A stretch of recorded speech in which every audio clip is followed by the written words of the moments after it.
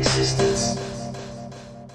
Hello, everyone, and welcome back to the Radiant Black podcast. This is a podcast focused on the Radiant Black comic book series as well as all things Massiveverse. This is a superhero universe created by Kyle Higgins and Marcelo Costa. Today, we're going to be talking about Radiant Pink number 3, and I'm Bash, and I'm joined by my amazing friends and fellow co-hosts, Charlie, Matt, and Addy. How are you guys? Doing pretty well over here. Can't wait to talk about this one. We got a couple issues piling up, so we got Radiant Black 22 to talk soon, and we got this good one to talk about. So yeah, lots of good stuff coming everyone's way, and can't wait to get into this with you guys. Yeah, I'm doing good too. Supermassive is inching closer and closer by the day. Can't wait for that. And got a couple more issues of Radiant Pink till that wraps up. So excited to get into today's issue.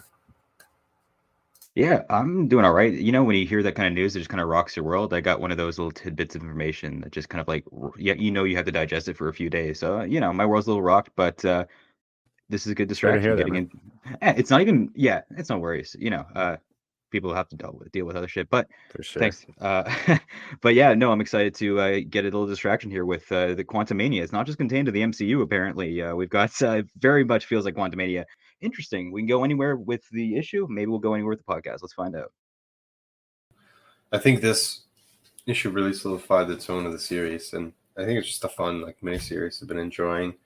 Titled "The World's Worst Love Story" of issue 3, and we've got creative team with writers of Meghan Camarena and Melissa Flores, artist Emma Kubert, colorist Rebecca Nalty, letter DC Hopkins, and creative director Kyle Higgins, of course, in Massiveverse, and editor and designer Michael Basuto. So I actually like this issue a lot because they finally revealed quite a few things that we've been looking forward to over the course of this miniseries. And I think right off the bat, it starts with a small mini origin for Kelly, and we see a year ago she lost someone really close to her, presumably her partner or her friend. So that kind of put her into some sort of spiral, which led her towards reaching out to those sketchy people in order to get this job that she's on right now, which we realize she's not even in that deep because she doesn't even really know much. So I found that to be an interesting setup. She's definitely being used, to say the least. She wanted some money, and they kind of took advantage of her, and she's not as sinister, at least as we've been led to believe so far. Yeah, I remember that first issue. We were kind of just not laughing, but it was just pretty crazy just to see her just being okay with them dropping hospitals on people and stuff. So it's kind of cool just seeing in this kind of that little flashback, and just to show kind of her real motivations behind this, and yeah, even that flashback that was pretty heavy stuff, and just shows kind of the desperation, kind of getting into this thing, kind of hell bent in a way. Yeah, no, good. Hellbent vibes is true. Because I was thinking, we've got a lot of hospital, we know the situation in the U.S. and Medicare. We know that you're pretty effed if you don't have the money to pay for a lot of surgeries. And a lot of times it's gross that it comes down to money, whether you can be treated or what kind of treatment you get. And question of the day: when is it justified to blow up a children's hospital? Because not yet for Kelly. I haven't reached the threshold. I still don't. Yeah, if people kept doing that, shitty things happen to everybody every single day. And if you do stuff like that, you can't trust those people that are doing it. If they're gonna bomb a hospital, it's can we make sure we just bomb it a little bit, nobody dies? It was supposed to be little bombs. I think they made it seem to her it's just gonna be a little smoke, more like a distraction more so than something violent.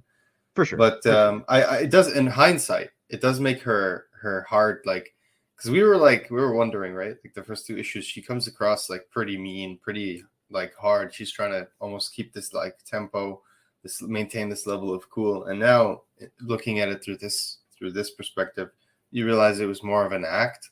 She's pretty strong. She's a pretty strong person. She's dealt with a lot, but also she puts on this this mean girl act to make it seem everything's in control, when in reality she's just as much not in control as Eva, and we'll find out more about that as the issue progresses. Eva, I don't know what she's sleeping on, but it looks really comfortable. It's just- Like a beanbag chair, fuzzy a fuzzy big beanbag chair. beanbag. Maybe the cat's bed, and that's why he's so pissed off. Yeah, that's true.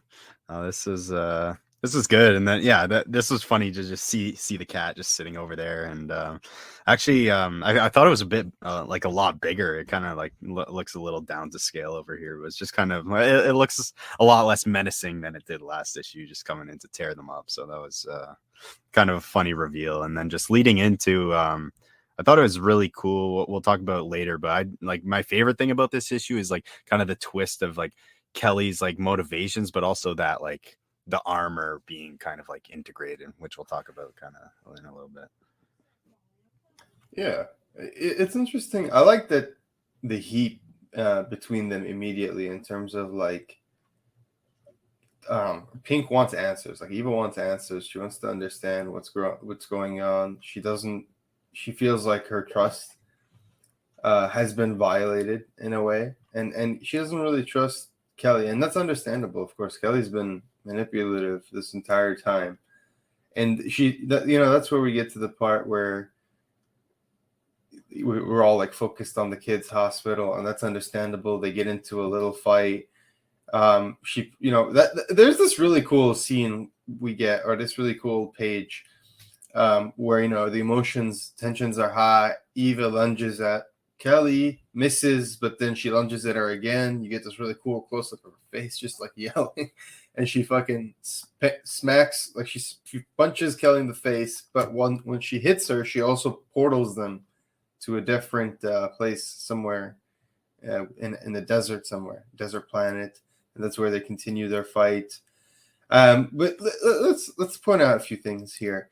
First of all, despite the fact that Kelly is new to everything that's going on right now, like you guys said, the whole armor situation, she's pretty like adept already. She can handle herself. She's not afraid of taking Eva on, and I honestly, I kind of like that. Well, she could definitely match Eva's energy and like spunk. I guess she's not gonna back down to her, because I feel like part of it too at the same time, like the need permacharge. each other. Well, the permacharge, but they need each other. She, at the end of the day, no matter how much they hate each other or like each other, they still need each other to get out of here and get back to Earth or whatever, right? Definitely.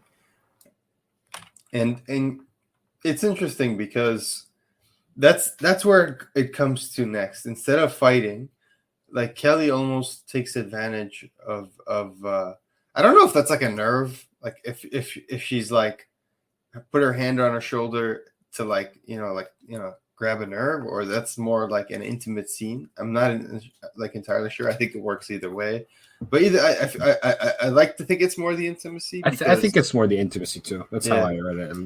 Yeah, I want to think that she's playing on the fact that they both like each other there, and that there's something genuine, and we see that there is something genuine. Like, yeah, Kelly played Eva this entire time, the past 3 issues, but there is like a genuine feeling for her there. Like, she does really like her, and she admires her because she is a hero in that sense. Yeah, for sure. And I think also too, like the kind of the flashback and kind of her just being thrown into this really like makes their like relationship. It makes me believe a lot more that they're gonna get together. I know that was kind of a big question in the first issue or two, like, oh, is she just playing Eva or whatever, or is she actually falling in love with her? But I think for sure, yeah, she's catching the feels real quick here, and yeah, just shows a lot of the dynamic and just hardship between the two of them. Yeah, I think what's interesting is the background information we got about it is tragic. Like, it was kind of an asshole. There is no justification for blowing up a hospital, but I mean, like, she lost her partner, right? Like, or I assume, right? We assume it's her partner that she lost. They're both kind of on the rebound. Yeah, she calls her babe, so yeah, it's her partner. My read is that her partner had a surgery while she was pregnant and lost the baby. That's my read. I don't know if that's incorrect, but that was the vibe I got when I read that. There was miscarriage, and in my personal experience, I've had family members that have suffer through that, and it can stick with you for the rest of your life. Like, I've seen it. Like, it sticks with you. That on top of someone taking their life, those are holes that can't really be filled, and that's serious issues where like I kind of am talking myself into sympathy for Kelly, because like those things you can't fix those, you know what I mean? Like you can talk, you can just be the best person you can be here, but there's not a lot you can do with that stuff. It's terrible, and I wouldn't wish it on anybody, and it's immense stuff. It's heavy shit, like heavier than anything you could drop on somebody if you're Radiant Black. Even making that joke, I feel like an asshole, but that shit will warp your entire existence. Pun unintended. That's how you know. Also, I'm doing unintended puns, still kind of joking, just processing how fucked up it is. But seriously, it is fucked up, and I wouldn't wish it on anybody. And you know, I almost feel like this book should have the hotline numbers like Dead Lucky, because this is important stuff. And no, it weighs on a person. So you kind of understand Kelly. She has nothing, and you're in a rebound. And it's almost like the darkest timeline Kelly, where it's like Kelly lost a breakup, but Z still exists. There's still a future possibly where Z is there, but for poor Kelly, she's never going to see presumably a close partner, right? Anybody you know in your life that leaves that way is gonna stick with you in some way. But if it's someone that close to you, it's gonna be like an A-bomb on your soul. Like it's fucked. So I mean, this is heavy stuff, and yeah. So that's why I think Eva makes a big decision and tells her, like, you know what, I'll trust you with one condition: you got to remove the armor. And that's where we get, I think, one of the most interesting reveals of the issue. Yeah, like she can't take off the armor. It's like this is cool. I didn't expect this. I expected something like this, but like not. I feel like I expected more like that something like that they were watching them through the armor, but the fact that it's literally sunken into her skin, it's a very interesting dynamic now. Beetle shit. Yeah, for sure. And kind of like to like kind of bring up their question later on, do you think this is just the technology itself doing this, or is this a side effect of them like just, or the Radiant overpowering the technology? Yeah, exactly. No, that's a great point. It's like it's not really clear whether it's them doing it or whether the technology just like sort of latched itself like sentient. I don't know. That's very interesting. Yeah, you don't have a choice, right? Like it's like even if you made the choice, like it's locked onto you. So I don't know if it's Radiant Tech. We know Radiant Tech does like the pair for life, as we've seen with sinking is permanent, as we've seen. So I mean, it could be either or. It seems like Epic Front wouldn't be against that. Like I could see Shift being like, "Oh, you thought that our deal was over? Well, good luck taking that off." So you know, it could be difficult. It's also worth noting that's kind of like their whole business model, right? They give people, or like Epic Front did this too, where they give people like a taste of power, like Anya, right? Wasn't that her name? The violinist? Yeah, Doppler. Doppler. They give them a taste of power, but then they have to keep coming back for more. So this is kind of their way of trapping Kelly, literally and figuratively. Yeah, and then we get to the best part of the issue, which is fucking kitty, right? So they finally get around to the alpha in the room, or in this case, the big cat in the room, and they talk about, like what happened to, they're scared, they need to figure something out, but then they see a big cat charging at them, and it's not really at them, it's more like to prevent them from fighting. I feel like that's what really happened there. But yeah, that's when they say, "Here, kitty," and the cat grumbles. And they realize Eva has a really cool epiphany moment. This is really cool. She pushes a red button on the ship, and it activates some sort of like voice, like universal translator. Yeah, universal translator. Yeah. So now they can all understand each other. And this, you get like your Dr. Dolittle moment, because she can talk to the cat can talk to her. The cat's very intelligent as well, which I love. But engineering degree, like if this was Starfleet, they'd be on I love this. This is great. This is great because the cat can actually basically is one of the cats that runs the ship, but not the main cat that runs the ship, because its species doesn't have opposable thumbs. I thought that was really funny. I really enjoyed that. That was good. From the planet Catnip for that was kind of funny too. But it was kind of just adds a little bit of character. But I'm still like, I still have it questioning in my head. Like in that first issue, they were talking about, is this a conjure of her own imagination, or are these just worlds she's traveling to? I'm really curious if there's actually this universal kind of imperial galactic empire of cats kind of running around there. There definitely is. I think it definitely seems more like that in this issue. I just think it's kind of it's definitely odd. It's definitely odd. So she's like Franklin Richards, Franklin Richards upside, right? Like she can just make her own Dude, world. we're talking about the worlds with like glitter vomit that like tried to eat you, and then no, I know, but like living water, right? Isn't there like sentient water in this issue? Yes, Yes. that was a cool touch. Yeah, no. I love the crazy. I actually really like. I said, I think last episode, I was like, this is gonna be the issue that makes or breaks the miniseries in terms of like what this miniseries is. And we finally figured out it's just like a fun, like kind of, it really is like Bill and Ted, but it's more like Kelly and Eva, and they just do fun shit around the universe. And it's really fun, honestly. Like, I'm glad that we're doing something super lighthearted in the Massiveverse because, like Matt said, most of it has been like pretty dark shit or like dealing with very serious like adult shit. So it's like to have something, and we have a fair bit of adult and dark shit in this issue and in this miniseries, but overall, just to have something really light and fun and just genuinely like crazy, like just go out there. They weren't afraid to like go super silly and like full funny stuff in this issue, and I think that's why this issue won me over too. Like this is definitely my favorite issue so far. Yeah, like my name is Kitty of the Galactic Imperial Kitty. I am the third heir to the Kitty Queen of the planet Catnip the fourth. I want to say, is that the fourth or the sixth? I don't know. My Roman numbers are off. Yeah. So just like that's fucking amazing. And then the next thing is like, my ship was marooned here 2 cat nights ago. Like, come on, that's just amazing. Yeah, I had a lot of fun with this. I will be disappointed if Kitty does not bring his forces to fight in the Radiant War. Come on. Even the army of cats just portal again. That's actually amazing. Endgame scene. That's the Quantumania of it all. Like that's what we really need there. Yeah. No, also, I'm not gonna lie. Like this is a great character. But yeah, sorry. Go ahead. Oh, top tier for tier list. Spoiler for our tier list for year 2 or year 3. That's tier. I will. Tier. Oh, 100%.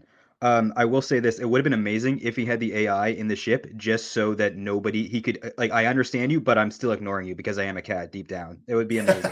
We all know what cats are like. Like I think they can't understand this. Like my cat knows some English. My cat knows the word treats and stuff like that. She's probably clawing my door right now just hearing it. But they do ignore. The cats are smarter than they let on. So I do like that quite a bit. What you guys think of this big moment on the next page where, Evis is just like maybe portaling back, but sticking her head, which is genius, sticking her head through a portal to see first if it's the right place. And it looks like, I mean, it is. It doesn't look like 100%. It's Apex. It's Apex City right there. And you get a glimpse of Apex City torn out of its existence as it has been in book 1, number 2. And we see it there just in the middle of space. And Eva's just like, nope, this is definitely not the world we're looking for. That's a fun another little pop culture reference. Those are not the ones you're looking for, But yeah, what you guys think of this? I thought it was a really fun little homage. Oh, definitely, and I think. Tell me if you guys agree about it. In my opinion, we need a little more stuff to connect Inferno Go Red to other like Massiveverse titles. Like now we know Pink can get there, right? Like wasn't it before someone said like Supermassive happened because of a random, like we can't have Supermassive without Inferno Girl Red, and I'm like, that's not true because we have Pink, right? Yep. Yeah, we can go the other way around. Yeah, that's true. Yeah, that's a good point. And yeah, like Ali said, it never hurts to add more of this stuff. It kind of just it makes it really cool. And like we said, like we were talking about before, if you didn't read this series, like you wouldn't really be missing anything by not seeing this, but it's just kind of a cool add-on in there just to show kind of if you're reading anything, it's just kind of a cool touch there. And Apex, it does look really nice too here. The coloring's really good job on this page. Yeah, if this is your first time seeing Apex City and you're wondering what the hell it is, I could not recommend Inferno Girl Red anymore. So definitely check that out. The themes are downright medicinal in that book, and the art and the writing and just everything about it is fucking amazing. So check that out. And it was cool to see the pop in. So I do like that Pink is the connective tissue. Like she literally could bring everyone together, and you don't need a whole Doctor Strange movie just to bring her in. It's perfect, so it's great. And I love that addition of Apex. It's just a nice cameo, just rewarding the Massiveverse fans. And it's also like, hey, this exists. And I do like, it is nice we have more more connections to Infernal Girl Red, but also I do like that she's doing her own separate thing. So it's like entirely up to what Matt and Erica want to do. It's kind of a double-edged sword, right? So it's nice that they're separate, but also not too far away where there's multiple methods to connect if they need to. Yeah, that's a really good point. And I like that for a change, like realistically speaking, if you're in a situation with someone, you're in the heat of it, you know, it's tense, and you see a big fucking talking cat, like you're gonna forget about what the fuck was going on. You're gonna talk to the big cat. So I like that. That's what's genuinely happened so far in this issue is that, you know, yeah, they were arguing, but Kitty's now here, and everyone's focused on Kitty as they should be. But yeah, so Kitty is actually really cool and tells them that they're his. I actually don't know what Kitty's gender is. So I'm going to say their lead engineer was killed in the crash, and he was the only one with opposable thumbs. So That was fucking awesome. Wait. So does this imply that the Kitty race has like different either other people, cat. other species working for them, or enslaved other species with opposable thumbs to work for them? No, Could be like a mutation. Big question. Yeah. I had a cat with six. Yeah, it's evolution. I had a cat with 6 toes growing up, and he had like but double were they thumbs. opposable? I mean, he could pick shit up better than regular cats. I can tell you that much. But, you know, I don't know. He wasn't like driving a car or anything. He says my breed. So if it's like a breed thing, then it's just different versions of cats, right? Like there's dogs, different breeds have different sizes. Yeah. So yeah. I was just gonna say major Futurama vibes in this episode because we have sentient water in Futurama season 1, iconic episode, My Three Sons, and then we have sentient like smart cats. There was a really great episode about that I really enjoyed. And so it's like anytime you remix those kind of thoughts, I'm always down for it because they're really cool concepts with like infinite possibilities. So it's really nice to see that here. I mean, he has 4 eyes, right? So maybe his breed has like different, like they evolved in different ways. Maybe the breed he's talking about, the one with opposable thumbs, maybe they only have like 2 eyes, for example. Yeah, I don't want to misgender, the cat here, but I do think the tusks indicate he's most likely male, right, or whatever. And I don't know what the, what it's like over there. But yeah, I said I should probably go with that. But yeah, either way, Kitty kicks lots of ass. So whatever. Yeah, I do like that. Like the dialogue as well. It feels very natural. I like how like he was just like, oh, we have thumbs, we have lots of them, 4. But yeah, so that's apparently what it takes to use.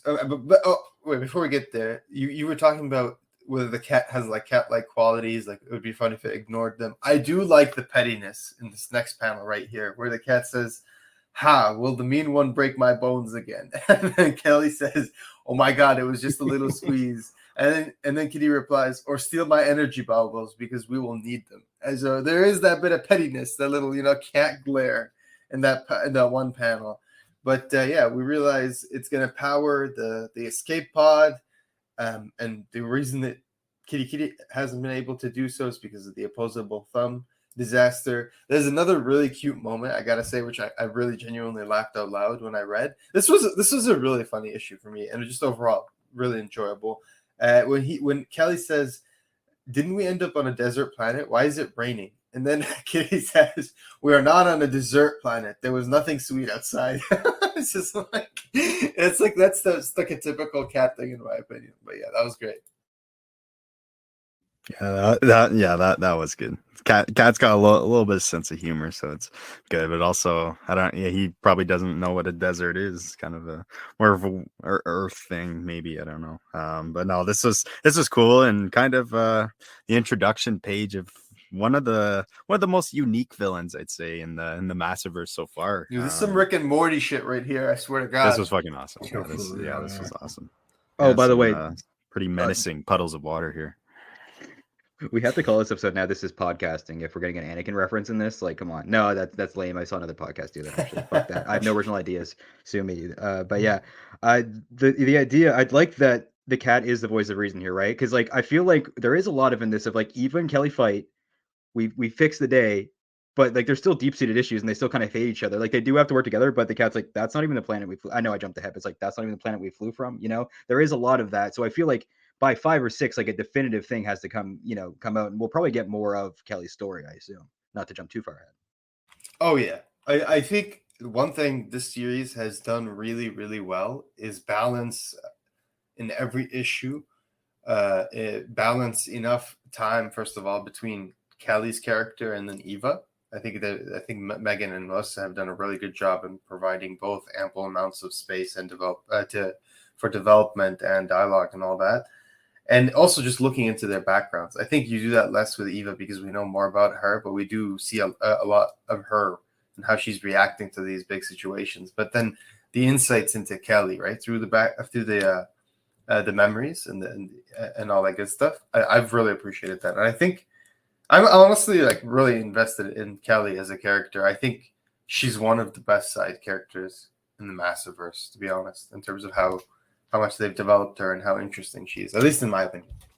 I could agree with that. She's got a lot more fleshing out than a lot of like other than like Doppler, like Ali mentioned earlier. Like there's not as many characters in the Rose Gallery that have been definitely of the Radiant Pink side characters. She's the most fleshed out. Yep.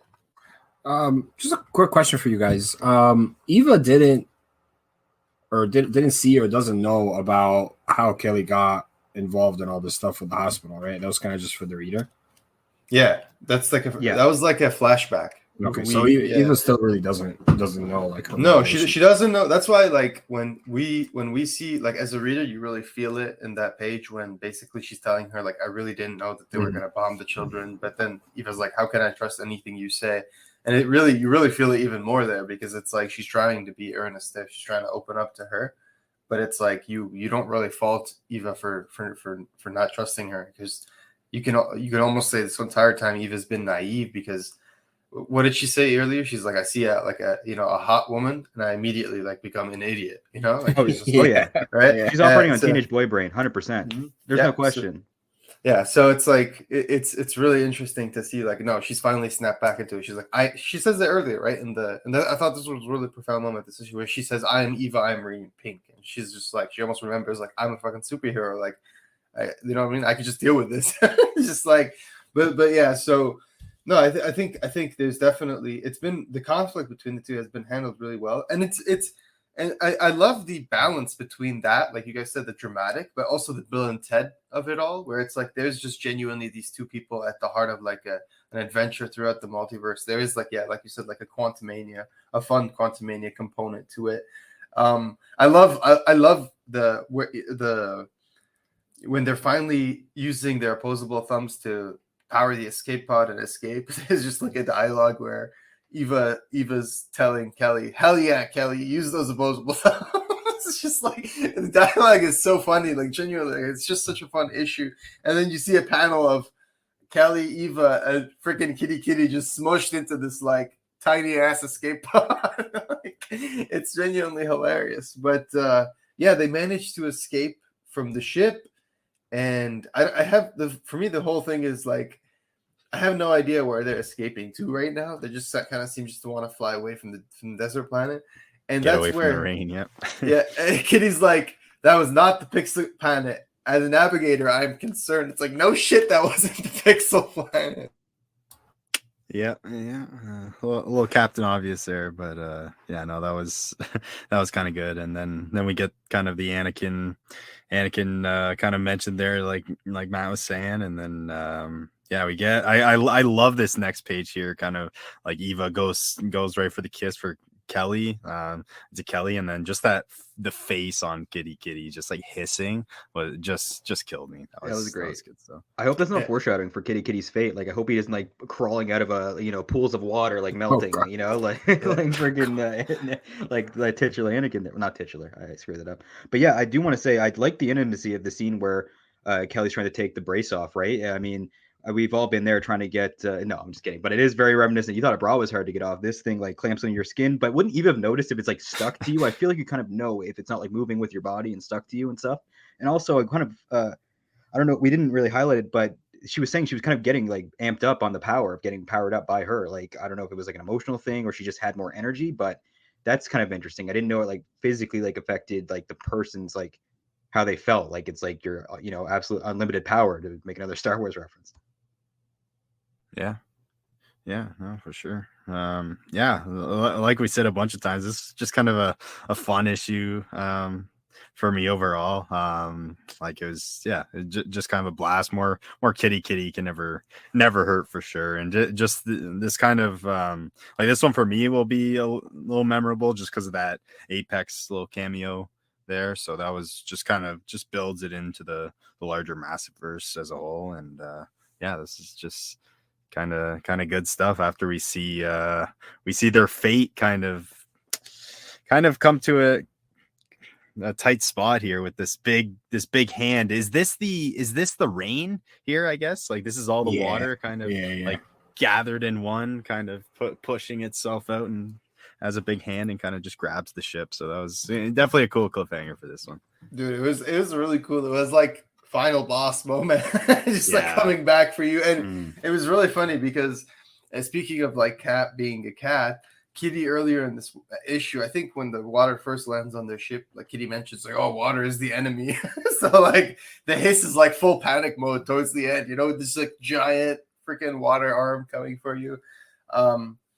I personally thought, because we're at the end of the issue there, very, very excited for the next issue, super excited, and I thought this was the perfect way to end this one. I love this issue, genuinely. I thought this was so much fun.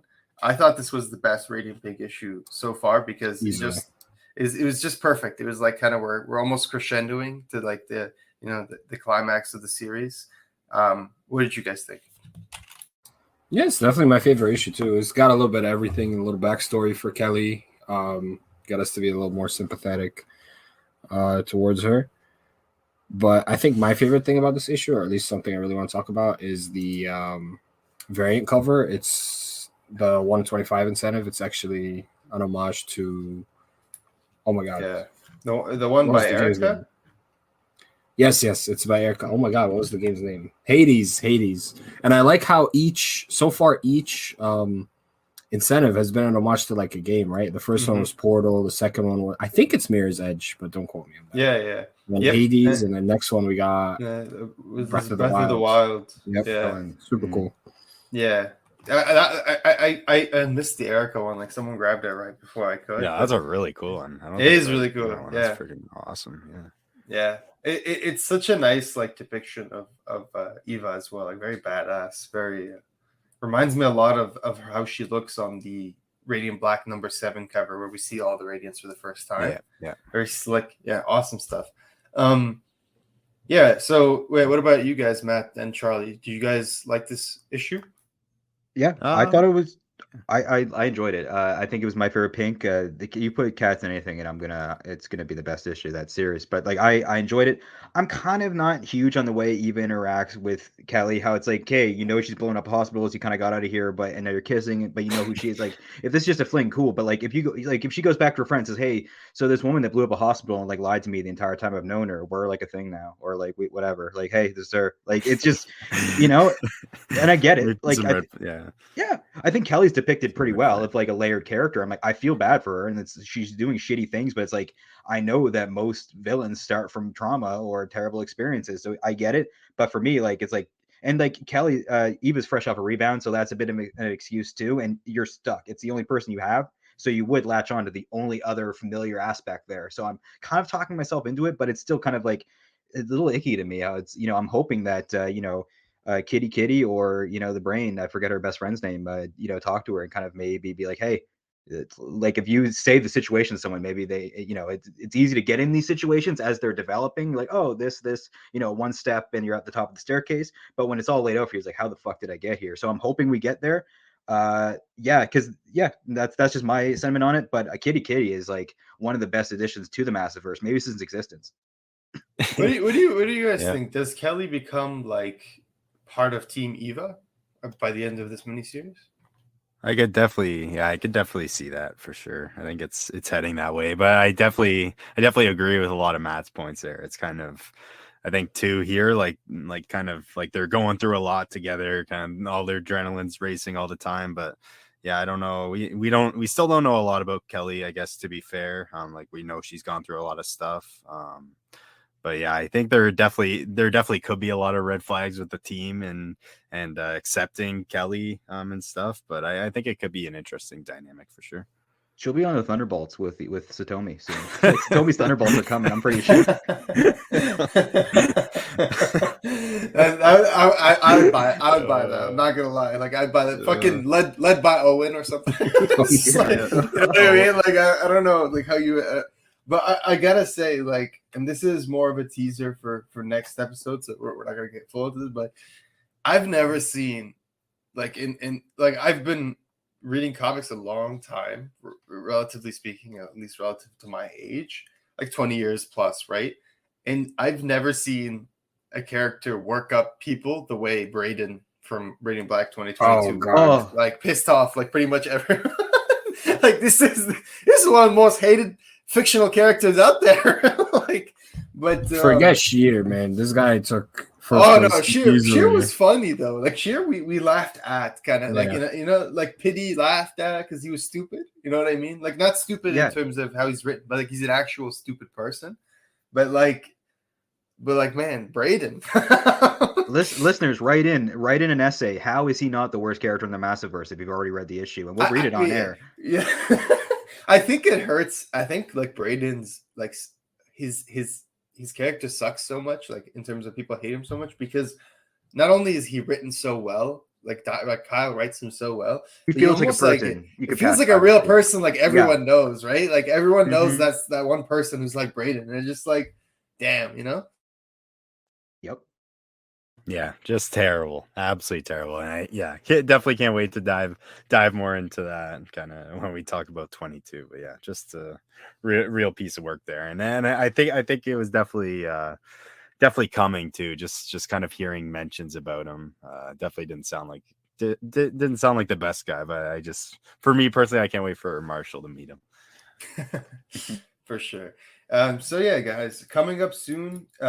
By the time this episode goes live, it's going to be about a week before No One releases. So make sure you check out No One #1. We all got a chance to read it. Everybody loved it. Can't wait to hear the podcast with Rachel and Patton Oswald. Rachel Lakewood and Patton Oswald.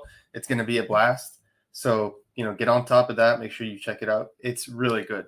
And then Radiant Pink #4 comes out April 5th, 2023. Sorry, 2023. So put your orders in for that. The next issue is titled Space. And the synopsis reads, Eva and Kelly are closer to home than ever before, but can their blossoming relationship survive the journey, or are they doomed to crash and burn? So yeah, and on the cover, Kelly looks pretty fucking sinister. I'll say that. So, Breath of the Wild, 125 variant. So you can't go wrong with that by Megan Wong.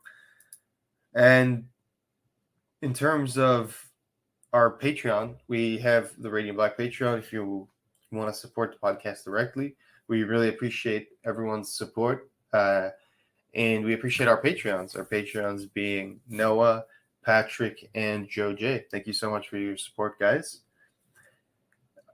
Everything. In terms Super of important, and we love it. And if you can't support the podcast financially, which I totally understand in these times, just if you can review the pod, review. Like if you're on YouTube, throw some comments. Tell us your favorite things. Tell us, just anything really. Any interaction really helps us out, and it doesn't cost you a thing except a fraction of your soul and time. Just kidding. Just whatever you can do, we love it, and just listening is enough too. So don't. I'm shaming everyone that doesn't pay me. No, I'm just kidding. That's really shitty to say.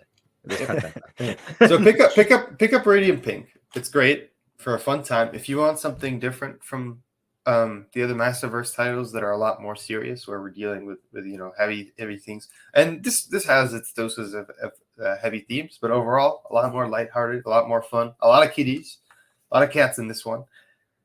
And in terms of Supermassive 2023, we just got the full cover reveal, and we got on the reveal of the cover, we saw that it's a wraparound cover. On the front, everyone's seen the front so far on the solicits, but on the back we have what looks like Night Sun riding a fiery horse. So what did you guys think about that? Super exciting.